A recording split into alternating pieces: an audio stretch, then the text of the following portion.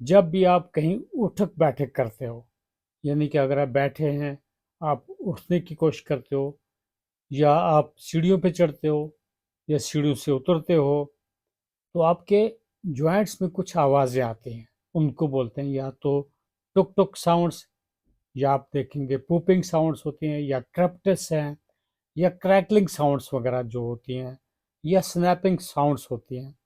बिल्कुल टीस या टुक टुक, ये कट कट की आवाज़ें जब आती हैं, तो जॉइंटों के अंदर कड़क जैसी पैदा होती है। क्यों ये कड़क होती है? और खासकर कहीं अगर आपका माइंड में इसकी तरफ अटेंशन चली जाती है, तो आपको एक ऑब्सेशन हो जाती है। आप समझते हैं कुछ न कुछ मेरे जॉइंट्स में प्रॉब्लम हो चुकी है। हालांकि देखा जाए तो ये स्नैपिंग साउंड्स वगैरह जो भी हैं, ये ज़्यादा कंसर्न की ज़रूरत इनके ऊपर नहीं होती है। लेकिन कहीं ना कहीं बच्चे लोग या कुछ औरतें ये सोचती हैं कि वाकई उनके जॉइंट्स में कोई प्रॉब्लम आ चुकी है, इसलिए उनको जॉइंट्स के अंदर टीस या टोक टोक या पोपिंग साउंड्स या क्रैकलिंग साउंड्स या क्रैप्टस ज़्यादा होती हैं। कई दफ़ा आप देखेंगे जो अब आप हाथों के जो नक्कल्स हैं, उनके आप दबाते रहते हैं और उनके लिए भी एक टीस निकलती है, और जब ये आवाज़ निकलती है तो आप समझते हैं बिल्कुल कुछ एबनॉर्मलिटी है। आल दो एक हैबिट जैसी होती है, जो हम ये इन नकल्स को कहीं ना कहीं आवाज़ निकालते रहते हैं। कहीं इनको स्ट्रेचिंग एक्सरसाइज भी करना होता है। कुछ लोग ये क्रैकलिंग साउंड्स जो हैं, या टीस या टुक टुक की आवाज़ें या जॉइंट्स का कड़कना जो है, उनको एट्रीब्यूट करते हैं, यानी कि ये मंसलिक करते हैं कि कहीं कैल्शियम की लेवल्स कम हो गई है, या विटामिन डी डिफिशिएंसी है, या कहीं कुछ कमज़ोरी हो चुकी है। हाँ, कहीं डिहाइड्रेशन से इसके साथ कुछ लिंक्स हैं। अगर आप बॉडी में पानी की मकदार कम पिएंगे, कहीं इक्का दुक्का देखा गया है कि उनको क्रैकलिंग साउंड्स या ये पूपिंग साउंड्स या स्नैपिंग साउंड ज़्यादा हो सकते हैं, यानी कि जॉइंट कड़क सकते हैं। बिल्कुल, जब हम जॉइंट्स को क्रैक करते हैं, खासकर नक्कल्स से, तो ये एक हैबिट फार्मिंग जैसी होती है। अदरवाइज़ वहाँ पे जो आवाज़ निकलती है, ये कुछ वरीसम इशू नहीं होते हैं। बिल्कुल क्रैकलिंग साउंड्स या जॉइंट का कड़कना जो है, इसके साथ कुछ न कुछ बाकी चीज़ें भी मुंसलिक हैं। लेकिन आपको एक अंडरस्टैंडिंग होनी चाहिए। मैं आपको एक जॉइंट यहाँ शो करूँगा, नी जॉइंट। आप देखेंगे किस तरीके से साइनोवियल फ्लूइड जो होता है, उसमें यानी कि जॉइंट्स के स्पेसेस में एक फ्लूइड होता है, उसको साइनोवियल फ्लूइड बोलते हैं। उसमें तकरीबन कहीं जब मूवमेंट होती है, गैस बबल्स बनते हैं, नाइट्रोजन गैस बनती है, वही आवाज़ निकालती है। वही जब रप्चर हो जाते हैं, उसके जो छोटे छोटे बबल्स जो रप्चर होते हैं, तो वो क्रैकलिंग साउंड्स निकालती है, यानी कि आपके जॉइंट में कड़क पैदा हो जाती है, टीस जैसे नमूदार हो जाती है। जॉइंट में जो एक कैविटेशन जैसी डेवलप हो जाती है, जब आप जॉइंट्स को मूवमेंट करते हो, तो उन मूवमेंट्स में क्या होता है, गैस बबल्स बनते हैं, और वो गैस बबल्स कहीं बड़े होते हैं और कभी कोलैप्स हो जाते हैं। कोलैप्स करते ही एक क्रैकलिंग साउंड्स प्रोड्यूस करते हैं, जो आप अपने कानों से सुन सकते हैं। कहीं टेंडन या लिगामेंट स्नैपिंग भी होती है।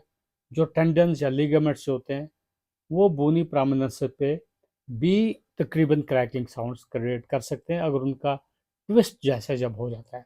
ऑस्टियोआर्थराइटिस जो है, यानी कि वेयर एंड टेयर जो है जॉइंट्स में, चूंकि बूंद से बूंद कंटैक्ट हो जाता है, और वहाँ पे भी एक क्रैकलिंग साउंड्स हो सकती है। तो 100% हम जो क्रैकलिंग साउंड्स को बिल्कुल नॉर्मल भी ना समझे, लेकिन कहीं ना कहीं अंडरलाइन कुछ डिजीज के साथ इसका मंसलिक है। यानी कि जैसे मैंने बता दिया कि ऑस्टियोआर्थराइटिस और क्रैकलिंग साउंड्स या जॉइंट का कड़कना कोरिलेटेड है। सिमिलरली रोमेटॉइड आर्थराइटिस होती है, यानी कि रीहार की एक किस्म होती है। उसमें जॉइंट्स के अंदर इन्फ्लेमेशन हो जाती है, या जॉइंट डैमेज होते जाते हैं, वहाँ पे भी क्रैकलिंग साउंड्स प्रोड्यूस होती हैं। गाउट, खासकर गाउटी आर्थराइटिस में कुछ क्रिस्टल्स होते हैं जॉइंट्स के अंदर, तो वो भी क्रैकलिंग साउंड्स प्रोड्यूस करते हैं। हाँ, अगर जॉइंट्स में इंजरी हो जाए, कभी ट्रॉमा, कभी चोट आने से भी क्रैकलिंग साउंड्स बन सकते हैं, प्रोड्यूस हो सकते हैं, जब लिगामेंट्स में इंजरीज वगैरह या बोन्स या टेंडन में इंजरी हो जाए। कौन से जॉइंट्स कॉमनली अफेक्टेड हो जाते हैं? खासकर knee joint, weight bearing joint इनको बोलते हैं, क्योंकि ज़्यादा वहीं से इनको मोस्टली आप ऑस्टियोआर्थराइटिस नी जॉइंट्स में ज़्यादा देखा जाता है, और स्प्रेन्स या मेनिस्कल इंजरीज जो होती हैं, मीडियल मेनिस्कल इंजरी या लेटरल मेनिस्कल इंजरीज, सब मेनिस्कल इंजरीज जो है उसके साथ भी क्रैकिंग साउंड्स का कंसर्न है। हिप जॉइंट्स में तकरीबन आप नोट करेंगे ऑस्टियोआर्थराइटिस तकरीबन जब होता है तो वहाँ पे भी ये टीस या क्रैकलिंग साउंड्स हो सकते हैं। फिंगर्स में खासकर क्रैकल अक्सर हम करते हैं, लेकिन फिंगर्स में अगर ऑस्टियोआर्थराइटिस होगा, यानी कि एक प्रॉक्सिमल और एक डिस्टल जो फिंगर्स होती हैं, प्रॉक्सिमल ऑस्टियोआर्थराइटिस और डिस्टल जो होती हैं रूमेटॉइड आर्थराइटिस, उनमें भी टेंडन स्नैपिंग जब हो जाती है तो वहाँ पे भी ये आवाज़ प्रोड्यूस हो सकती है, यानी कि क्रैकलिंग साउंड्स, टीस या जॉइंट का कड़कना होता रहता है। सिमिलरली नेक, कभी लोग ऐसे मूवमेंट करते हैं तो आवाज़ निकलती है, इस तरीके से मूवमेंट करते हैं आवाज़ निकलती है, तो कहीं ऑस्टियोआर्थराइटिस या मसल स्ट्रेन की वजह से भी ये क्रैकलिंग साउंड्स हो सकती हैं। मेडिकल अटेंशन आपको कब लेनी चाहिए? अगर ये क्रैकलिंग साउंड परसिस्टेंट होंगी और इनके साथ एसोसिएटेड अगर पेन हो, लेकिन कोशिश ये करनी चाहिए जब आप बार्बर शॉप पे जाते हैं तो उनको रिक्वेस्ट की जाए कि हमें ये क्रैकलिंग साउंड्स निकालने की ज़रूरत नहीं है, खासकर नेक में, वहाँ पे गले में डिसलोकेशन तक हो सकती है और इंस्टेंट डेथ हो सकती है, क्योंकि रेस्पिरेटरी सेंटर जो है वो बिल्कुल एटलांटो एक्शियल जॉइंट के नज़दीक होता है, तो आपको वहाँ पे टीस नहीं निकालना चाहिए, क्रैकलिंग साउंड्स नहीं निकालना चाहिए। बार-बार हज़रात को बता देना चाहिए कि बिल्कुल इस तरीके से वो आपके गर्दन को मरोड़े ना। जब कहीं लिमिटेड मोबिलिटी होती है, खास टाइम अगर आप एक ही जगह बैठे रहेंगे, उसके बाद जब आप उठेंगे तो आप नोट करेंगे आपके जॉइंट्स में जो मोबिलिटी जब होती है तो वहाँ पे भी आपको टीस या क्रैकलिंग साउंड्स या जॉइंट क्रैकल करेंगे। कहीं रिसेंट ट्रामा जब होता है उसमें भी जॉइंट इंजरीज जब होती है, वहाँ पे भी आप ये क्रैकलिंग साउंड्स महसूस करेंगे। कुछ सिस्टमिक सिम्टम्स होते हैं। क्रैकलिंग साउंड्स जो है तकरीबन कभी कभी फीवर या वेट लॉस या चिल्स के साथ होते हैं। खासकर क्रैकलिंग साउंड्स डिहाइड्रेशन के साथ हो सकते हैं।